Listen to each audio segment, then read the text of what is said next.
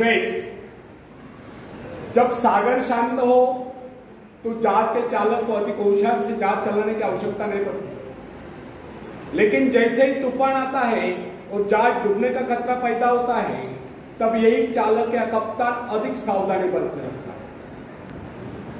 जब जहाज में सवार सभी लोग घबरा रहे होते हैं, तब यही कप्तान मुस्कुराता हुआ अपनी संपूर्ण योग्यता को काम में लाता हुआ जहाज को डूबने के संकट से बचाकर सही सलामत ले जाता है।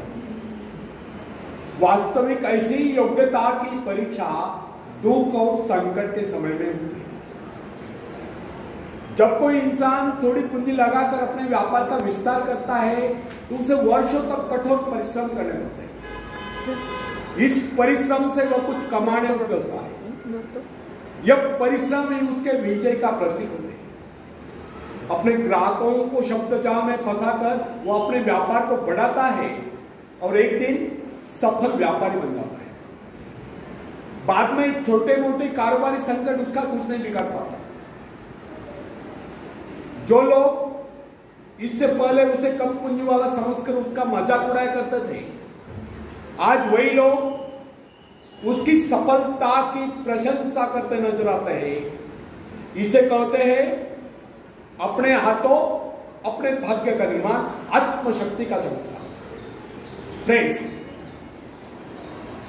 जिसके पास धन की शक्ति हो उसे शिक्षा प्राप्त करके या विद्या प्राप्त करके आत्म विकास करने का अवसर कहां है?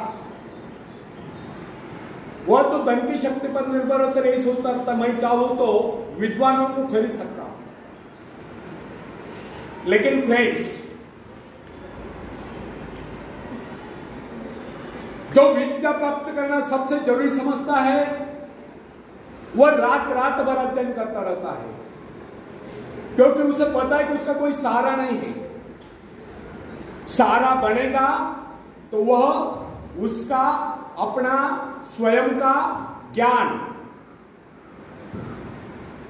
जिस आदमी को पता हो जाता है कि उसे बाहरी सहायता मिलना बंद हो गया है, वो या तो अपने पांव पर खड़ा हो जाएगा, गिर जाएगा। वास्तविक उस समय उसे बहुत ही कठोर परिश्रम की आवश्यकता महसूस होगी। असफलता के कलंक से बचने के लिए उसे अपने व्यक्तित्व की रक्षा करनी चाहिए। ऐसे लोग अपने आत्मविश्वास की शक्ति के बल पर दिन रात कड़ी मेहनत करते हैं और सफल हो जाते हैं। फ्रेंड्स, जब मनुष्य पर संकट की घड़ी आ जाती है, जब वह किसी भी तरह से अपनी जीविका चलाने में असमर्थ हो जाता है, तब कोई विरला ही होता है जो सफलता प्राप्ति के लिए खून पसीना कर देता है, ताकि उसे असफलता का मुंह न देखना पड़े।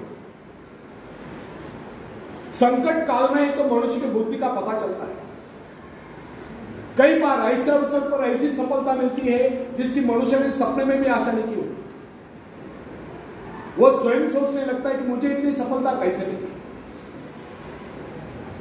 वास्तविक ऐसी शक्ति हर इंसान के भीतर छुपी होती है, परंतु वो उसे पहचान नहीं पाता।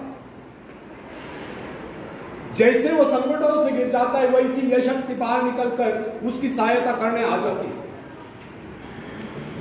जो काम इससे पहले वह संभव समझ रहा था, वही काम पूरे न होते। इसका कारण यह है, जब मनुष्य का जीवन चारों ओर खतरों से गिर जाता है, तब उससे बाहर निकलने के लिए वो हाथ पैर मारना शुरू कर देता है, और इस संघर्ष से ही उसकी बुद्धि तेज हो जाती है। उसमें एक प्राकृतिक नैसर्गिक शक्ति आ जाती है। फ्रेंड्स, अपनी जरूरतों की पूर्ति के लिए संघर्ष करना हम सभी का कर्तव्य है। संघर्ष ही तो हमें सफलता मिलती है।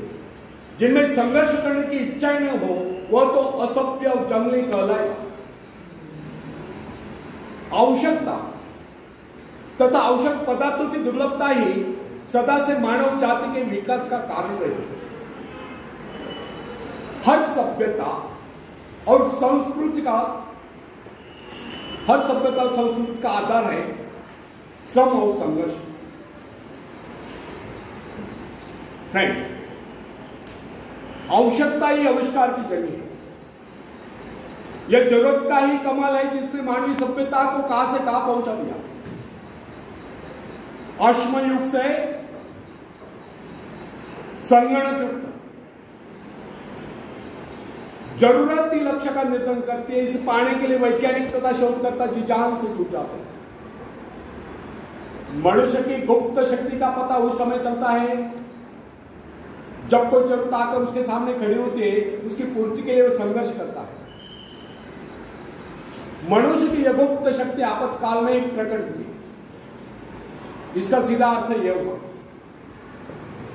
यदि मनुष्य को किसी वस्तु की आवश्यकता ही न हो तो उसके आंतरिक शक्ति का अंत हो जाएगा। बाहरी सहायता लेने से भी इस आंतरिक शक्ति को बाहर निकलने का अवसर नहीं मिलता। जो काम इस शक्ति द्वारा लिया जाने वाला था, वही काम हम दूसरों की सहायता लेकर झटपट कर डालते हैं और पंगु तथा शक्ति बने रहते हैं। इसलिए फ्रेंड्स, हमें एक बात कदापि नहीं भूलनी चाहिए, अपने मित्रों की सहायता लेने के बजाय या दूसरों की सहायता लेने के बजाय अपनी आंतरिक शक्तियों की सहायता लेना हमारे लिए अधिक उचित होगा। क्योंकि आत्मनिर्भरता एक ऐसी शक्ति है जो मित्रता यानी कि मित्रों से ली हुई सहायता, प्रभाव, दूसरों का प्रभाव